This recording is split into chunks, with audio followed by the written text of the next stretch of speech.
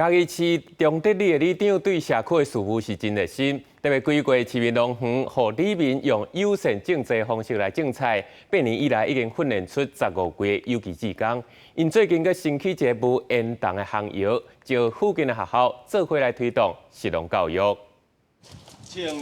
在新起好的行业来点火启用，中德里这个市民农园，除了有生烧的菜色以外，即卖也会当利用这个行业来料理食物，提供附近学校甲社区来农园体验为产地到岛顶的食农教育活动。阮会一直做落去，把这个油做好啊，带动整个社区，或者把它交给一些学校的小朋友，好人来家体验这个农产品。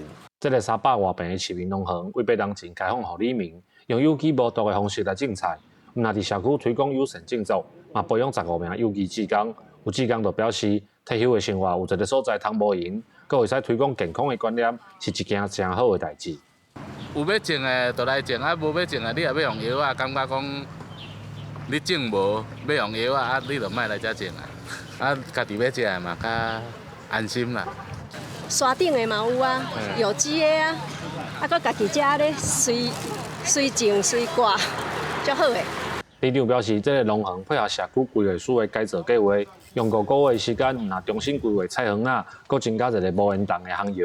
未来会利用这个农园，透过种有机菜色，推广农业知识，甲食品安全、甲食农教育的观念带入来社区。记者林慧婷，家己报道。